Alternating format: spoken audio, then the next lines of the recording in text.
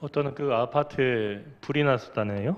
그래서 그 불이 나니까 밤중에 불이야 하는 소리가 아파트 그 여기저기서 이렇게 들리고, 그래서 한 집에서 딱 눈을 떠서 보니까 자기네 집이 불이 난 거예요.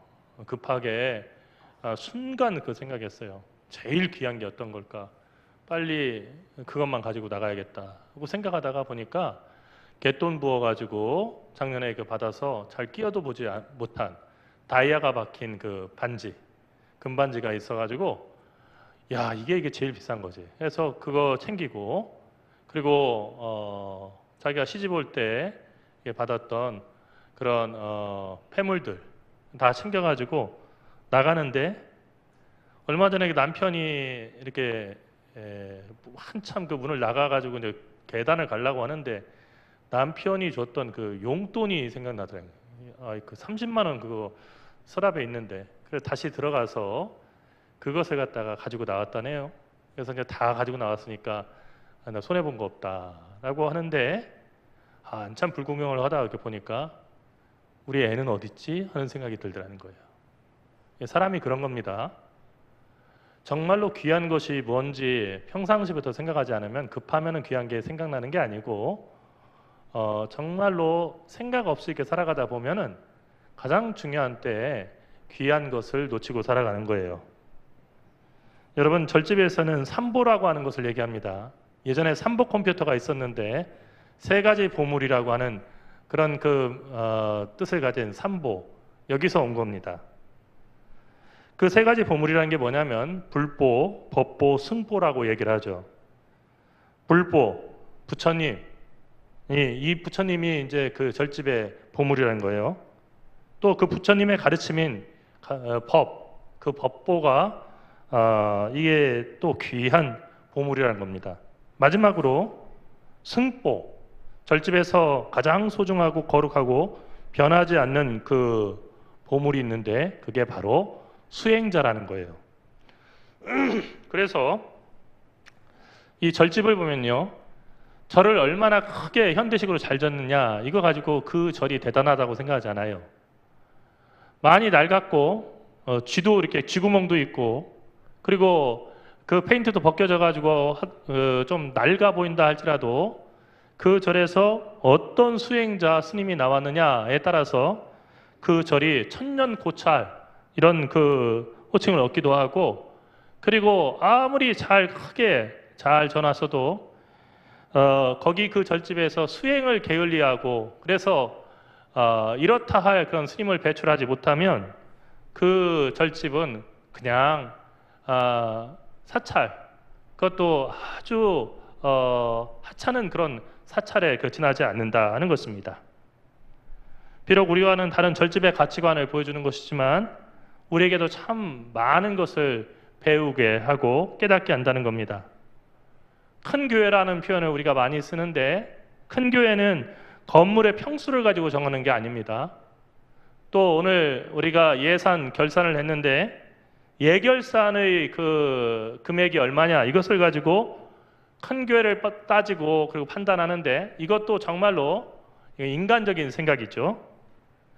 그러면 교인 수가 많은 교회는 큰 교회 아니냐는 생각을 하지만 예수님은 한 번도 우리에게 숫자를 가지고 얘기하신 적이 없습니다. 교회의 크고 적음이라고 하는 것이 여기에 있지 않다는 거예요. 절집의 삼보처럼 교회에도 삼보가 있는데, 오전 예배 때 전했듯이 하나님을 진심으로 사랑하고 그분의 법과 도를 기뻐하며 하나님의 뜻을 따라 살려고 애쓰는 믿음의 사람들이 있다고 한다면, 두세 사람이 모여 있고 별로 그 모임이 크지 않다고 하더라도 그 교회는 큰 교회입니다. 왜냐하면 주님이 그 두세 사람 가운데 계시고, 그리고 주님께서 그 교회를 기뻐하시기 때문이죠. 마태복음은 우리가 흔히 교회의 복음이라고 합니다.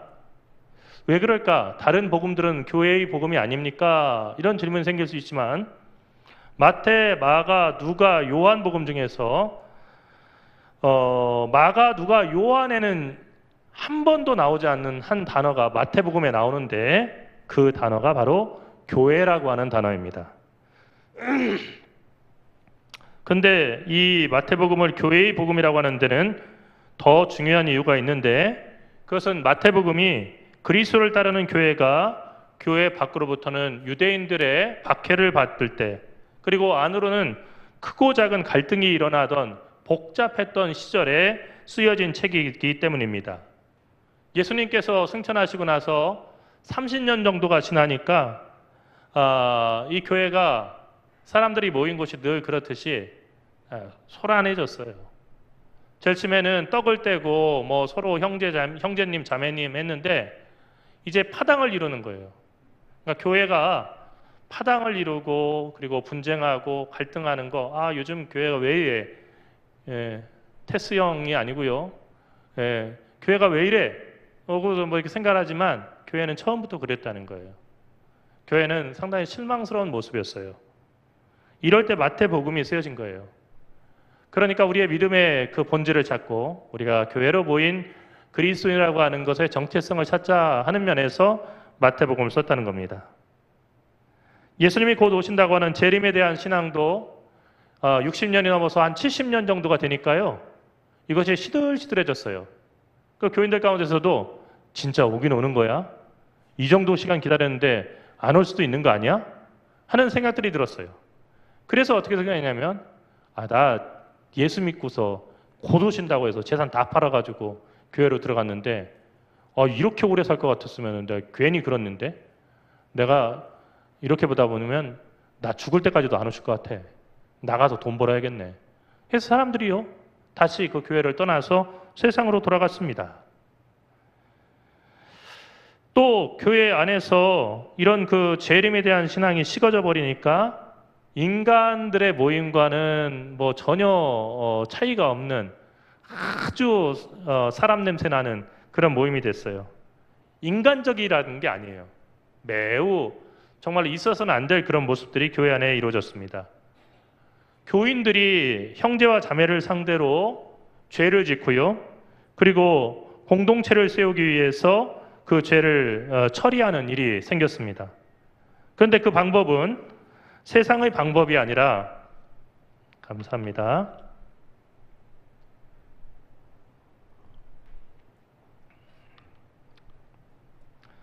그 세상의 방법이 아니라 예수님께서 가르쳐 주신 방법을 가지고 교회를 바르게 했어야 한다는 것입니다. 그 방법은 어떤 겁니까? 형제가 만약 죄를 범하면 그 형제를 한 사람이 가서 만나서 1대1로 그 형제에게 권고하고, 그래서 들으면 다시 그리스도교 공동체인 교회의 일원이 되는 것이고, 근데 그렇게 권고해 듣지 않으면 한두 사람을 더 증인으로 데리고 와서 말마다 그 증인들이 확증하게 한 다음에 다 분명히 얘기했어. 그리고 이렇게 하면은 이건 출교라고 분명히 얘기했어. 하고 얘기한 다음에 듣지 않으면 그 다음에 교회에 보고하고, 그래서 교회에서 교회의 말도 듣지 않게 되면은 이방인과 세리처럼 여기라는 거예요. 무슨 얘기입니까? 교회에서 출교하라는 얘기입니다. 이러한 말씀 다음에 예수님께서 하신 말씀이 오늘 우리가 읽은 말씀이에요. 그 말씀은 어떤 겁니까? 무엇이든지 너희가 땅에서 매면 하늘에서도 매일 것이요 무엇이든지 땅에서 풀면 하늘에서도 풀리리라. 이 말씀은 우리가 흔히 아는 것처럼 기도에 관한 말씀이 아니에요.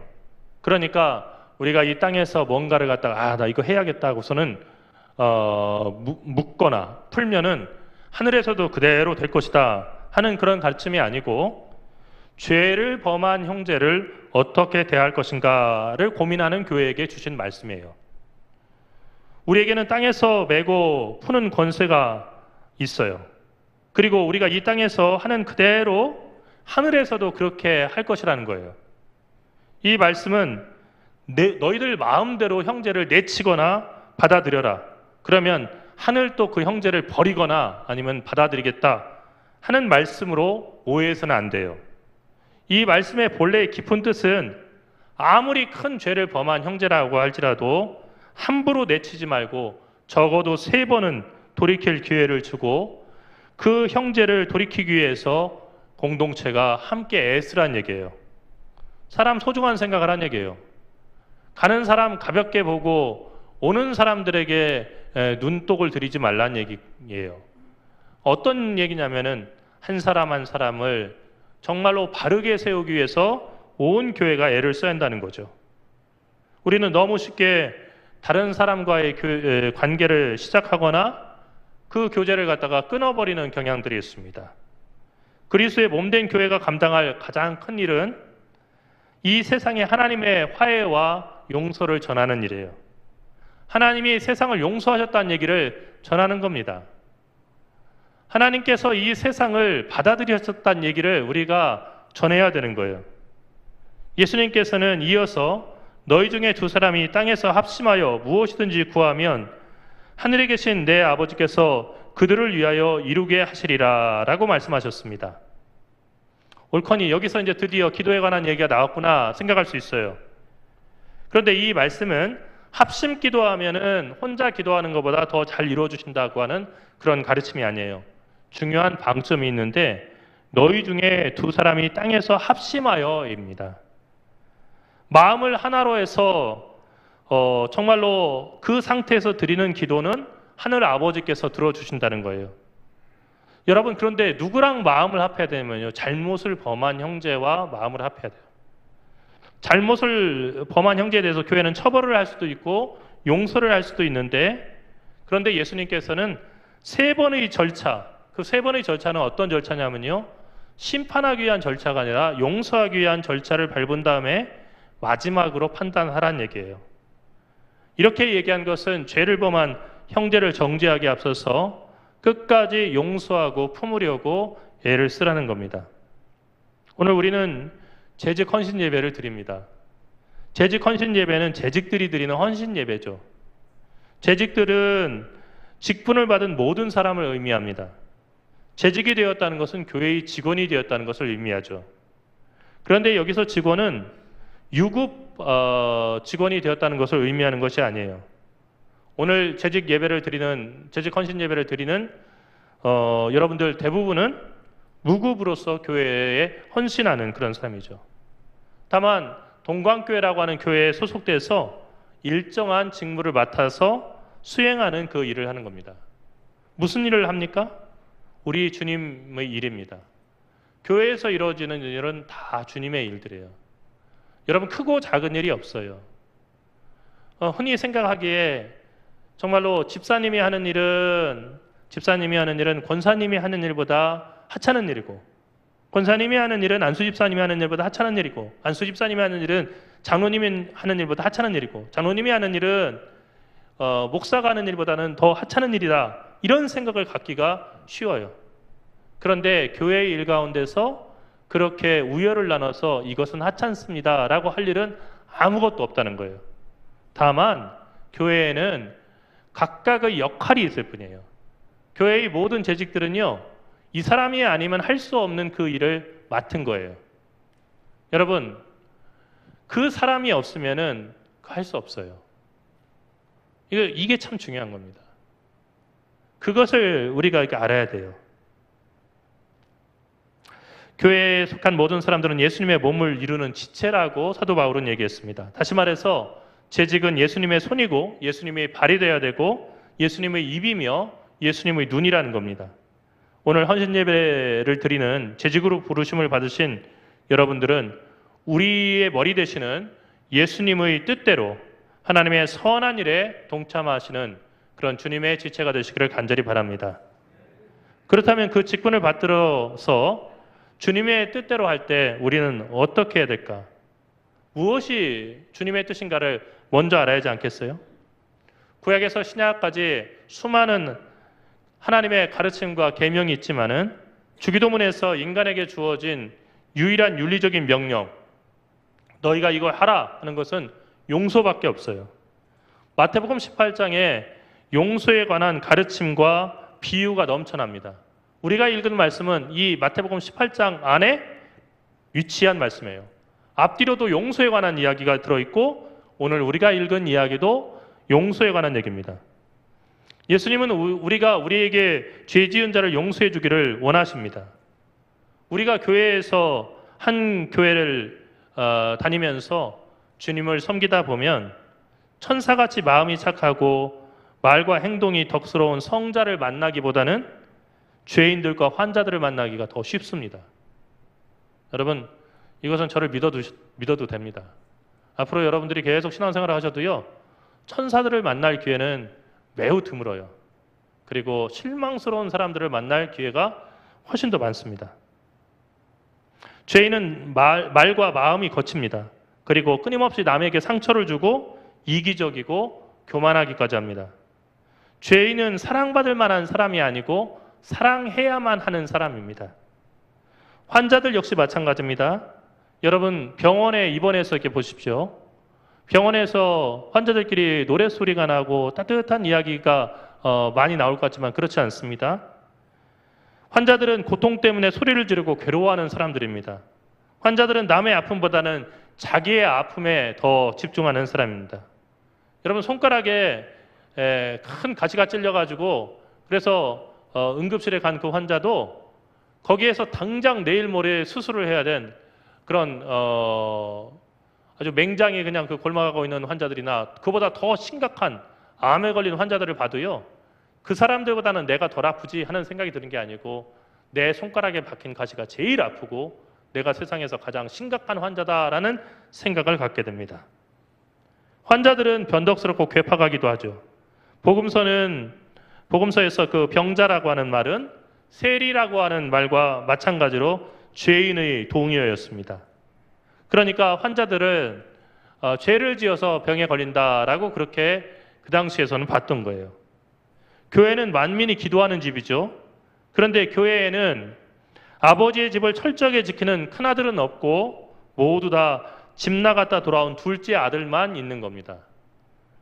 교회는 이미 용서받고 치유받았지만 아직도 완전해지지 않은 죄인과 병자가 기도하는 집이에요. 하나님은 탕자의 아버지가 그랬듯이 개망나니 같은 둘째 아들이 돌아오는 것을 기뻐하시고 그 둘째 아들도 아들로서 아버지의 사랑을 받으면서 아버지 집에 거하는 것을 원하신다는 것입니다.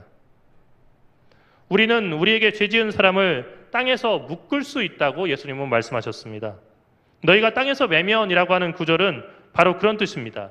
여기서 매다 할 때 그 헬라어 단어는 데세테인데, 데세테는 끈으로 매듭을 짓는다 하는 게 아니고 그냥 끈 가지고 끈 한번 매듭 져서 묶었다는 것이 아니고 어떤 대상을 결박해 둔다.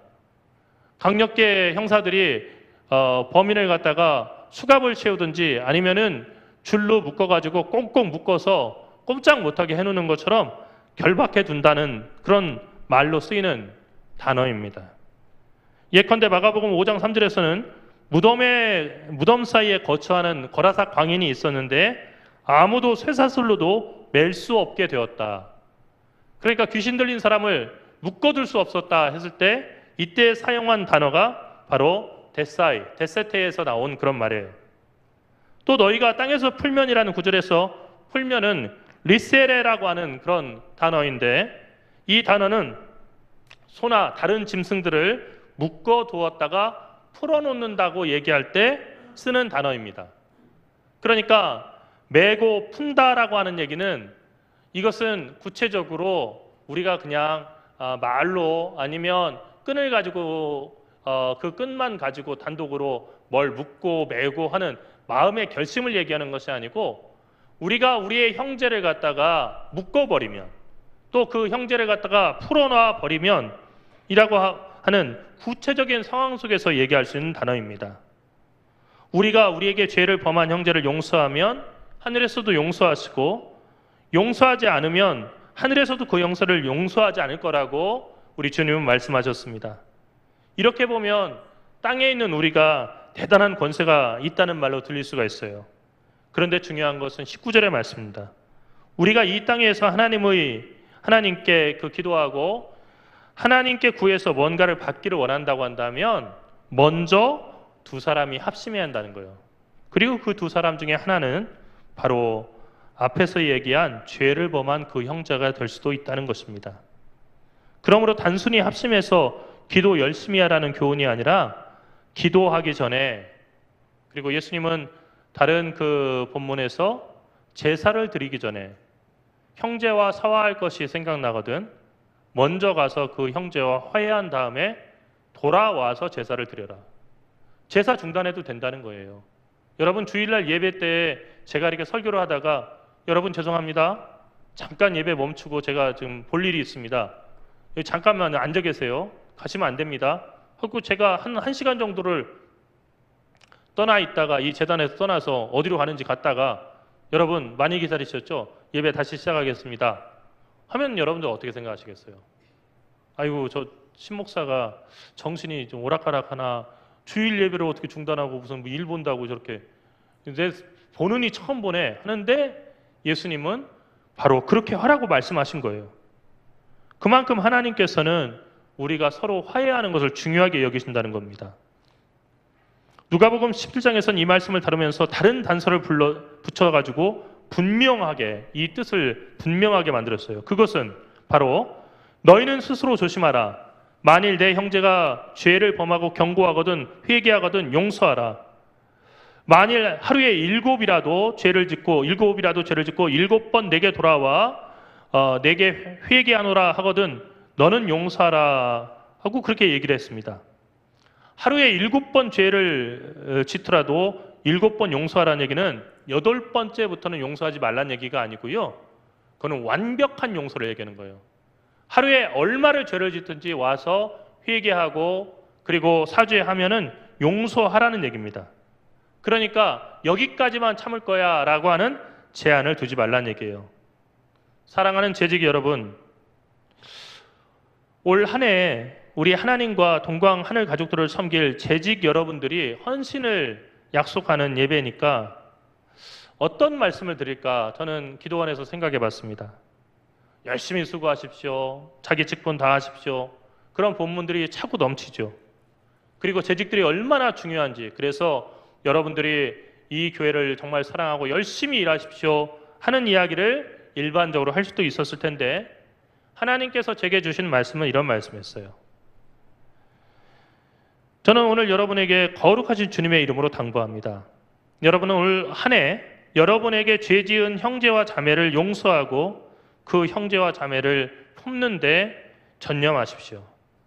주님의 이름으로 그 형제를 위해서 기도하고 용서하십시오. 주님께서 올 한 해 우리 동광교회에게 원하시는 것은 대단한 일이나 아니면 온 세상이 깜짝 놀랄 만한 그런 일을 우리 동광교회가 하는 게 아닙니다. 살아가면서 점점 느끼게 되는 것은 거대한 그림을 그리려고 해서는 안 된다는 거예요. 여러분, 모든 위대한 일의 시작은 가까운 데서부터 시작돼야 됩니다. 내가 용서 못한 그 형제가 있다고 한다면 그 형제를 용서하는 일이 바로 하나님의 일을 하는 것이라는 것을 여러분은 깨달아야 돼요. 여러분이 여러분 각자에게 죄를 지은 형제 하나를 용서하고 그를 하나님 앞으로 돌아오게 만든다고 한다면 하늘에서는 회개할 것이 없는 의인 99으로 말미암아 기뻐하는 것보다 더하리라고 예수님께서는 말씀하셨습니다.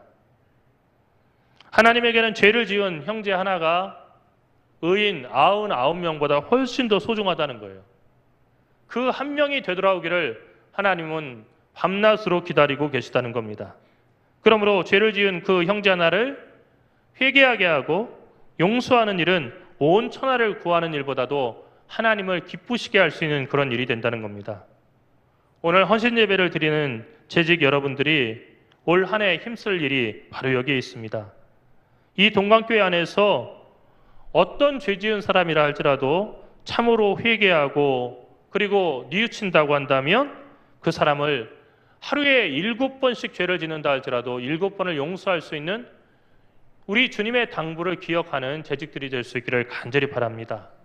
그래서 이 세상이 경험하지 못하는 참된 평화를 이루어가는 동광교회, 그래서 사람들이 와서 우리 교회를 보면서 말씀을 듣지 않더라도 예배를 드리지 않더라도 정말로 하나님께서 원하시는 참된 평화의 삶이 저기에 있구나 하는 것을 느낄 수 있는 그런 교회가 되기를 바랍니다. 그러기 위해서 마지막으로 하나 혹 같은 이야기를 하도록 하겠습니다. 올해는요 남을 갖다가 험담하는 이야기, 뒷이야기를 갖다가 멈춥시다. 제가 처음에 왔을 때 얘기해 드렸죠. 구역 예배를 드리다가 이제 막 드리려고 상을 펴놓고 시작을 했는데, 시작하기 전에 그런데 말이야, 아무개 집사는 아유, 그 어른들을 잘 모르는 것 같아. 그 뭐 인사도 안 하고 사람이 아주 못됐어. 그 사람 그 인사하는 거다가 다 주목해 봤는데 나한테 12번 인사 안 했어. 이런 얘기가 나오면 어떻게 하라고 했죠? 구역 예배 드리다가 이렇게 시작하려고 하는데 그런 얘기가 나오면 어떻게 하라고 했어요? 첫 번째, 자리에서 일어난다. 두 번째, 나 그만 집에 가야겠네. 이야기한다. 세 번째, 왜 이제 예배 시작하는데 구역 예배 드린다고 오늘 왔잖아 라고 물어보면 뭐라고 대답하라고요? 갑자기 급한 일이 생겼어 하고 거기 벗어나라는 얘기예요. 여러분, 그렇지 않고 그 자리에 그냥 계속 머물러 있고 험담하는 이야기가 계속 이어지는 자리에 있는 것은 여러분의 영혼을 위해서 좋지 않아요. 그러니까 험담하는 이야기가 나오면 바로 물러나서 그냥 집으로 돌아가시라는 얘기입니다. 구역 예배가 그렇다고 해서 52조 드려지지 않는 그런 구역들이 되지 않길 바랍니다. 핵심은 구역 예배 드리지 말라가 아니고 구역 예배의 자리에서 험담하는 그런 교인이 되지 말자는 겁니다. 올 한 해 서로 허물을 덮어주고 또 우리 형제들 간에 정말로 자매들 간에 서로 따뜻한 믿음의 교제가 있어서 아무 일 안 하고도 잘 사는 그런 동광교회가 될 수 있길 바랍니다. 큰일 하려고 하지 마시고요. 작은 일에 힘쓰십시오. 기도하겠습니다. 살아계신 하나님, 은혜와 사랑을 감사합니다. 오늘 주신 말씀 저희가 마음에 새기고 주님의 뜻대로 살아가기를 원합니다. 하나님, 저희를 불쌍히 여겨 주시옵시고 형제와 자매를 용서하며 사랑하며 살아갈 수 있게 인도하여 주시옵소서. 사랑하시는 우리 주 예수 그리스도 이름으로 간절히 기도하옵나이다. 아멘.